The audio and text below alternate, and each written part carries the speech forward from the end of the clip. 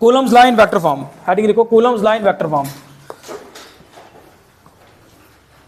Coulomb's law in vector form. ये दो तरह से पूछते हैं यार एग्जाम में, एक तो पूछते हैं वो Coulomb's law in vector form, और कभी कभी पूछते हैं वो लोग, आ रहा है लिखा हुआ दिख रहा है ना, फिर ठीक है। एक और पूछते हैं वो कूलम्स लॉ इन पोजीशन वेक्टर फॉर्म। तो दोनों ही समझेंगे हम लोग, बहुत इजी है, कोई मुश्किल नहीं है, थोड़ा ध्यान से समझना इसको, इजी लगेगा तुम लोगों को ये। देखो डेरिवेशन की, जैसे मैं तुम्हें कहा था कि जब हम डेरिवेशन समझेंगे तो तुमको पता चलेगा कि डेरिवेशन की भी एक कहानी ऐसी चलेगी, और वो जो एक स्टोरी ऐसी नरेट करेंगे वही तुमको याद रखना है, और इसको भी तुमको वो इटा बटा चलाने की कोई जरूरत नहीं पड़नी है, ठीक है। तो सबसे पहले कूलम्स लॉ स्टडी करना है, वेक्टर फॉर्म में स्टडी करना है, तो सबसे इंपॉर्टेंट चीज क्या भाई, हमें क्या मिलना चाहिए, हमारे पास दो चार्ज होने चाहिए, है ना। अब सपोज कर लेते हैं कि हमारे पास कोई दो चार्ज पड़े हुए हैं यहाँ पे, एक का नाम Q1 रख दो, एक का नाम रख देते हैं हम Q2, ठीक। Let us consider there are two charge Q1 Q2, और कहाँ पे है ये, मान लो ये पोजीशन A पे और ये पोजीशन B पे है, तो लिखो इसको लेट अस कंसीडर, क्या कंसीडर करना है हमें, पहली चीज क्या कंसीडर की, देयर आर, हाँ, 2 पॉइंट चार्ज, वेरी गुड। ये क्या होते हैं point charge, Q1 and Q2 at A and B। हमने दो पॉइंट चार्ज कंसीडर कर लिए, Q1 और Q2, जो कहाँ पे हैं, A और B पे बैठे हुए हैं। और पॉइंट चार्ज ऐसे चार्ज होते हैं, या कोई भी पॉइंट ऑब्जेक्ट एक ऐसा ऑब्जेक्ट होता है जिसका रेडियस बहुत बहुत बहुत कम होता है एज कंपेयर टू द, जहाँ से इसको ऑब्जर्व किया जाता है, यहाँ उसको जो डिस्टेंस बिटवीन द सेपरेशन है, या जहाँ से इसको ऑब्जर्व किया जाता है, ऑब्जर्वर और रेडियस के बीच में काफ़ी ज़्यादा अंतर होता है। तो मैंने दो चार्ज कंसीडर कर लिए, क्या नाम रखा इनका, Q1 और Q2, ठीक है जी। अच्छा, अब इनके बीच का कोई डिस्टेंस भी होगा, तो सपोज करो इनके बीच का जो डिस्टेंस है वो कितना है, मान लो ये जो डिस्टेंस है ये कितना है, R, इसका डिस्टेंस मान लेते हैं, R मीटर मान लो, क्योंकि यूनिट भी लिखना पड़ेगा साथ में। तो दूसरी चीज़ मैंने क्या कंसीडर की, let R metre be the distance between Q1 and Q2, सही है। R मीटर क्या आ गया, डिस्टेंस आ गया Q1 और Q2 के बीच में, यहां तक समझ आ गया।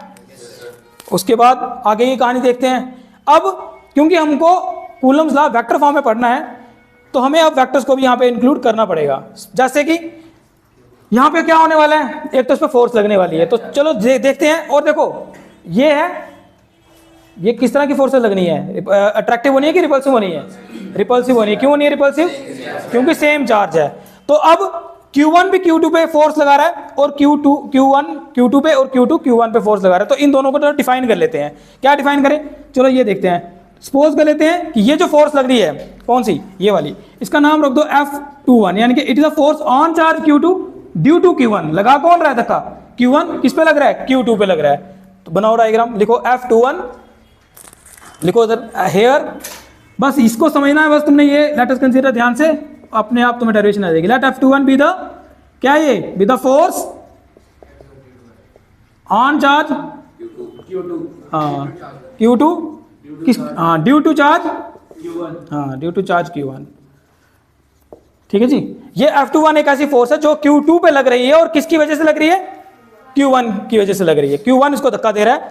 इसी तरह से एक धक्का और लग रहा होगा इसके ऊपर, यस F12 है ना। व्हाट इज F12, अब वेक्टर फॉर्म है तो उसको एरो डालते हैं ना ऊपर। F12 is the force on charge Q1 due to Q2। तो यही लिखेंगे यार, इसमें क्या ही करना है, लिखो again F vector 12 with the force on charge Q1 due to charge Q2, ठीक है जी। फोर्स तो पता चल गई, अब फोर्स लग रही है ना। अब ये सेंट्रल फोर्स भी आगे जाके बताएंगे हम इसको। अच्छा, ये जो डिस्टेंस है, अभी तक इसको मैंने वेक्टोरिकली नहीं बताया है ना। ये जो R है, distance between the two charge, ये तो मैंने देखा डिस्टेंस, डिस्प्लेसमेंट थोड़ी बोला इसको, यानी कि इसको वेक्टोरिकली मैंने अभी नहीं बताया। इसको वेक्टोरिकली बताने के लिए तुमको क्या चाहिए, देखो एक वेक्टर में क्या होता है, याद होगा तुमने क्लास 11 में पढ़ा था, एक वेक्टर दो चीजों से मिलकर बनता है, डायरेक्शन और मैग्नीट्यूड। तो चलो जैसे A इसका मैग्नीट्यूड आ गया, A कैप इसकी डायरेक्शन आ गई, है ना, ये चीज पता है ना। इसी तरह से अगर मैं ये कह रहा हूं कि यार ये डिस्टेंस है, इसका मैग्नीट्यूड है, तो फिर अगर मुझे इसको वेक्टोरिकली डिफाइन करना है तो फिर मेरे को चाहिए डायरेक्शन। और डायरेक्शन की जब बात करते हैं ना, तब ये इस बात पे डिपेंड होगा कि मैं A से B जा रहा हूं या B से A आ रहा हूं, ठीक है। तो यहां पे मैं लिख सकता हूं, सपोज करो R cap 21 is the unit vector from charge Q2 to Q1। और सिमिलरली आर कैप 1 2 क्या होगा, it is a unit vector from charge Q1 to charge Q2। ये सिर्फ हमें डायरेक्शन बता रहा है। यूनिट वेक्टर जो होता है ना, क्या होता है इसका मैग्नीट्यूड, क्या होता है इसका 1, ठीक है। इसका मैग्नीट्यूड कितना होता है 1 होता है, ठीक है। नाम भी बता रहा है, यूनिट का मतलब ही 1 होता है यहाँ पे। तो इसको भी लिखेंगे हम लोग हेयर, लिखो शाबाश। हेयर क्या लिखा मैंने, आर कैप 2 1 क्या चीज है ये, बी द यूनिट वेक्टर कहां से कहां है, from Q2 to Q1। Similarly बताओ R cap 1 2 be the unit vector from charge Q1 to Q2। सही है ना।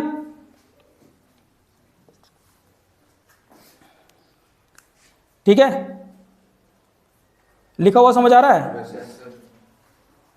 इसमें मेरी कोई गलती नहीं भाई, लड़कों की हैंड राइटिंग होती है ऐसी है, ठीक है। अब कोई ही होगा बीच में जो अच्छा लिख रहा होगा भाई, वरना सब मेरी कैटेगरी में होते हैं। ठीक है जी, लिख दिया।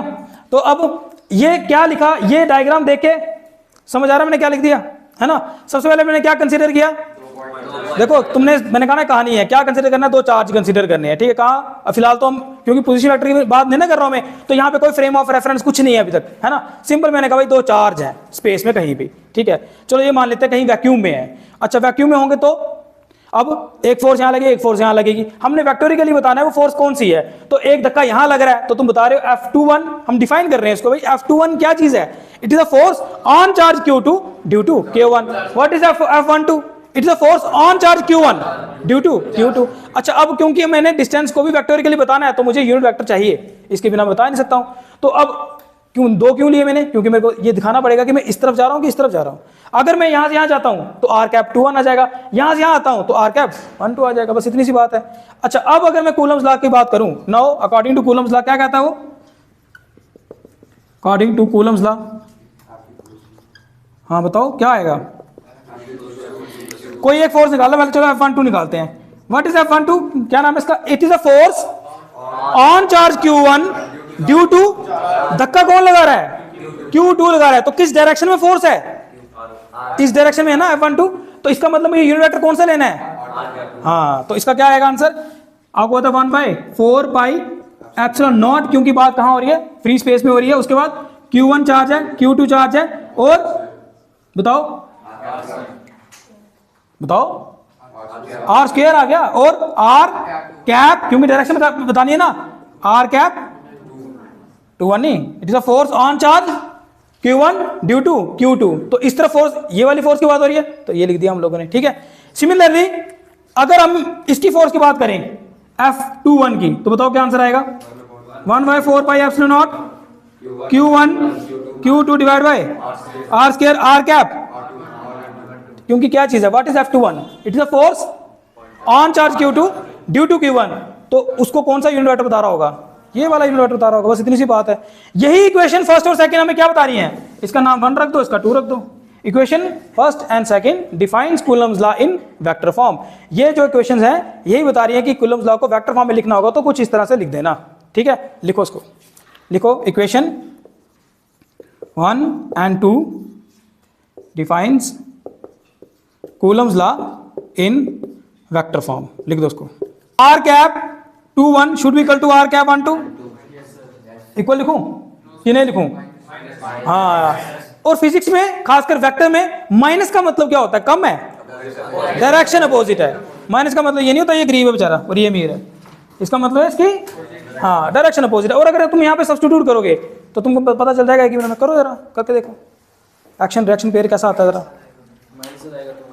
हाँ। F factor is equal to minus F2 बन जाए हर एक के लिए, इसके लिए उसके लिए भी।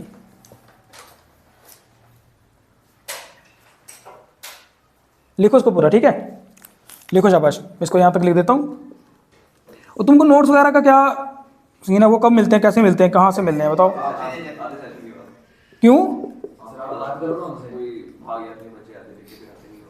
यार, नहीं काम करो ना तुम, मेरे नोट्स रख लो, कोई दिक्कत वाली बात नहीं है, ठीक है। क्योंकि पता क्या चीज़ है, मेरा फिर वो सिस्टम नहीं बनेगा ना। मैं चाहता हूँ कि रोज़ का रोज़ टेस्ट हो, तो फिर नोट्स हो जहाँ फिर रोज उतारने वाला काम पड़ेगा तुमको, और कुछ नहीं है। देखो डेरिवेटिव पार्ट जो होगा ना, ये तो तुमको फिर भी उतारना है, बिना उतारे डेरिवेशन समझ नहीं आती तुमको। मैं देखूंगा और याद भी ऐसे देख देख करके मैं पेपर में लिख दूंगा, नहीं लिखी जाती है, इसको लिखना पड़ता है, पेन डाउन करना पड़ता है, फिर ही आती है समझ अच्छे से, ठीक है।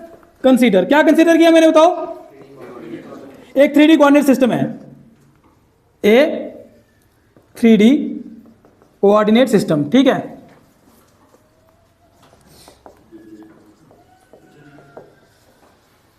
अच्छा विद ओरिजिन, इसका ओरिजिन भी है कुछ, तो ओरिजिन लिख देते हैं, विद ओरिजिन हो, ये बनाया वही लिख दिया। अच्छा उसके बाद देखो मैं क्या करता हूं और मैं वहां पे क्या लिखता हूं। उसके बाद मैंने क्या किया, यहां पे मैं 2 चार्ज लेके आ रहा हूं। मान लो ये एक चार्ज, ये आ गया मेरे पास दूसरा चार्ज, ये आ गया Q1 और ये आ गया Q2, सही है। 2 चार्ज ये मैंने, कहां पर है ये? इसमें मान लो A पे और मान लो B पे। अब उसने पढ़ा हुआ है कहीं X और Y पे होते हैं, वो तो वही बोलेगा। तो कहां पे है ये? A और B पे है, ठीक है। ये लिखा और बनाया कहां मैंने? कोऑर्डिनेट सिस्टम में, इसको लिखेंगे let there are 2 charges, 2 charge हैं, 2 चार्ज कहां पे है ये? क्या नाम है इनके? Q1 एंड Q2 एट कहां पे है? A and B in 3D coordinate system, in 3D coordinate system. इसी 3D कोऑर्डिनेट सिस्टम में मेरे पास क्या आ गए?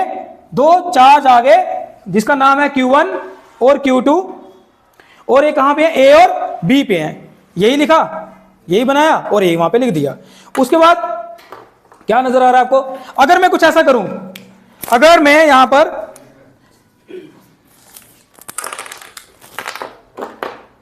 अब, क्योंकि देखो हमने बात करनी है पोजीशन वेक्टर्स की, तो पोजीशन वेक्टर कहां से ड्रा किया जाता है? हमेशा ओरिजिन से। कहां से? ओरिजिन से। यही एक ऐसा वेक्टर है जिसका स्टार्टिंग पॉइंट फिक्स है, बाकी वो कहीं से ड्रा कर सकते हैं, बस पोजीशन वेक्टर को हमेशा ओरिजिन से ड्रा करते हैं। तो यहां से मैं एक पोजीशन वेक्टर ड्रा करता हूं, O से लेकर A तक आ गया, नाम रख देते हैं चलो इसका, कोई OA भी इसका नाम है, चलो R1 वेक्टर बोल दो। इसी तरह से एक पोजीशन वेक्टर एक और ड्रा कर दो और इसका नाम रख दो, सीधा ही ड्रा करना यार, ओरिजिन से B तक, इसका नाम OB वेक्टर भी हो सकता है और एक और नाम हो सकता है, चलो R2 लिख दो।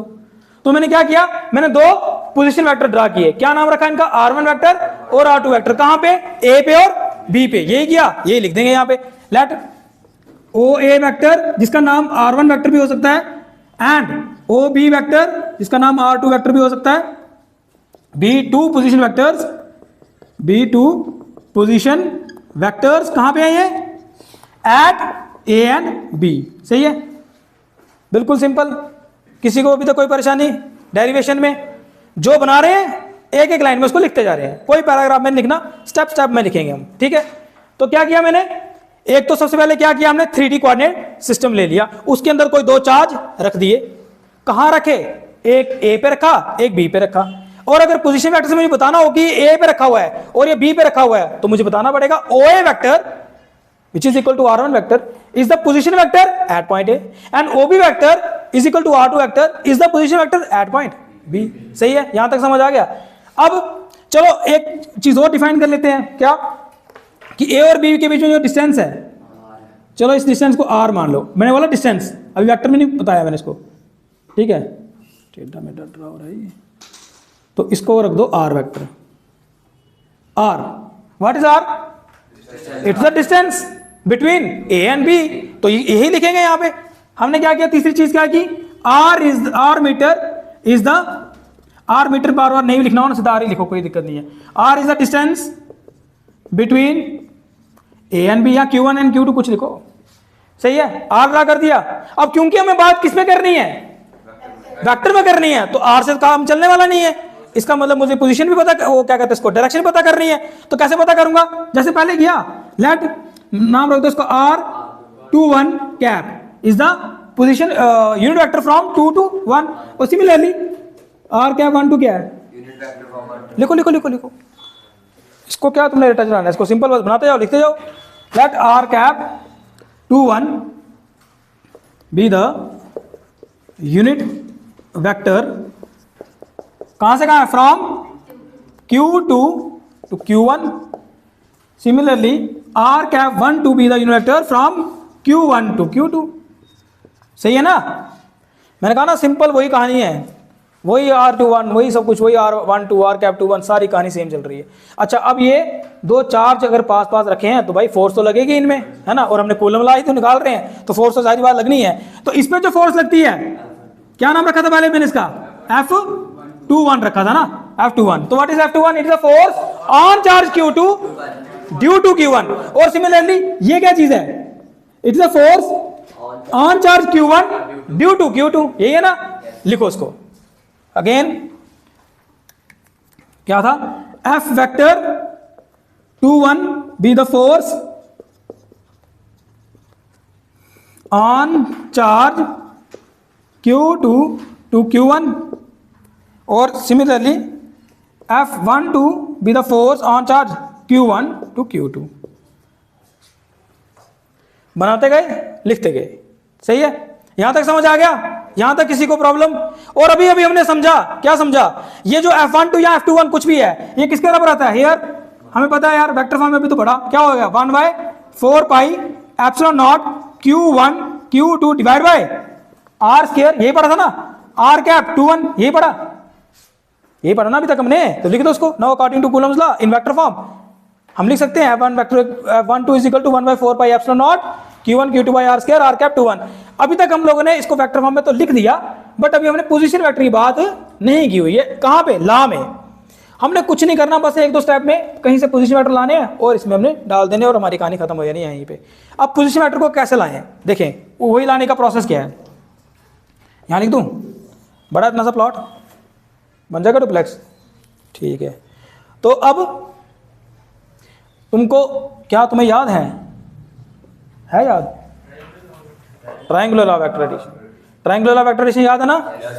तो ले लो यार, कोई भी ट्रायंगल ले लो, जैसे यहां से यहां चल रहा हूं, है ना, ये सेम डायरेक्शन, ये है ना सेम डायरेक्शन। अब वो सेम डायरेक्शन वो नहीं होती है कि तुमको एक ही डायरेक्शन में ऑर्डर, सेम ऑर्डर में है ना, ये अपोजिट ऑर्डर में है ना।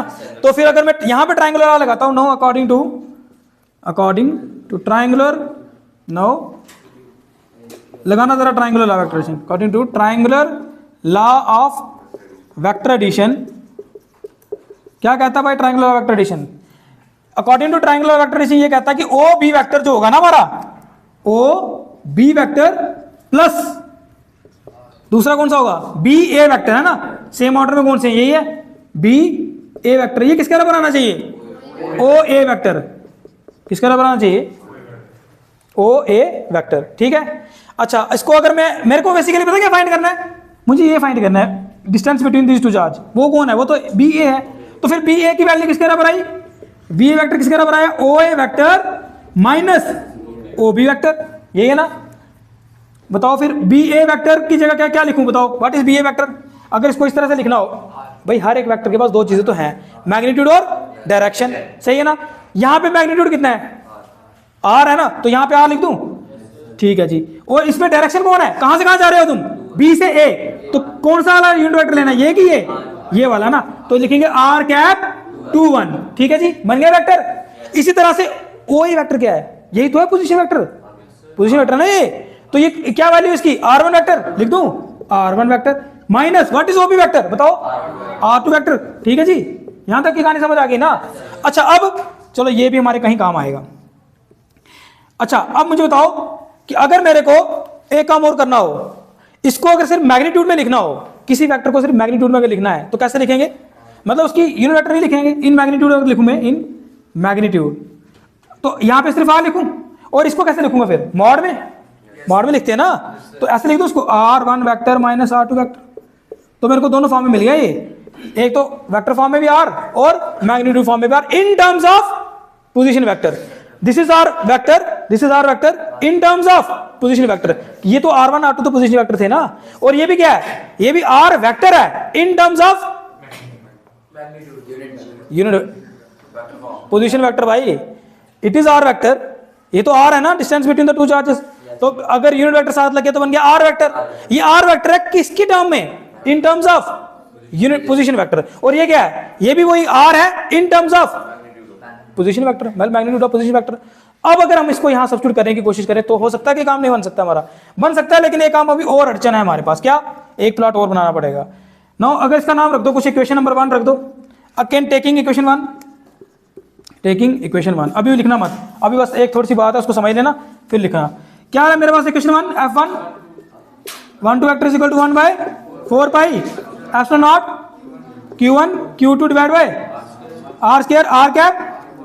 अगर देखो यार हमारे पास क्या है R cap into R cap 21, यहाँ पे क्या है अकेला R21 R कैप 21, तो मतलब इसकी वैल्यू मैं सब्स्टिट्यूट तो करूं, लेकिन प्रॉब्लम ये आ रही है कि यार मेरे पास है R इंटू R कैप, इधर बेचारा अकेला R कैप है, तो क्या करें, कुछ नहीं करना, डाल दो यहाँ पे भी।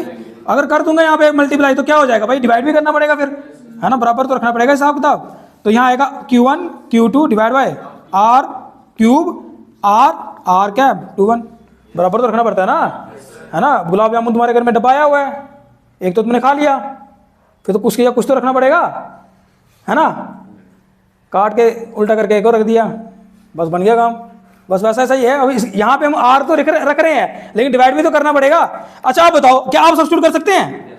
देखो ना R cap R into R cap 21 की वैल्यू तो है मेरे पास in terms of position vector, और R की वैल्यू तो है मेरे पास in terms of position vector. तो बस कुछ नहीं करना भाई, इसका नाम रख दो कुछ, क्या रखेंगे, सीता और ये गीता, है ना, बस डाल दो यहाँ पे इसकी वैल्यू, सब्स्टिट्यूट करेंगे तो क्या आएगा, F12 vector should be equal to 1 by 4 pi epsilon naught, बताओ Q1 Q2 डिवाइड बाय, अब बताना what is R into R cap 21, वो देखो R1 vector minus R2 vector, ये लेकिन इस तरह की ब्रैकेट रखना, ठीक है, मॉड नहीं डाल देना। और यहाँ पे क्या है R क्यूब, तो R क्यूब का कैसे लिखूंगा बताओ, हाँ, mod of R1 vector minus R2 vector का होल क्यूब, बस ये आ गया मेरे पास कूलम्ब साइन पोजीशन वेक्टर फॉर्म, ठीक है ना, लिखो उसको।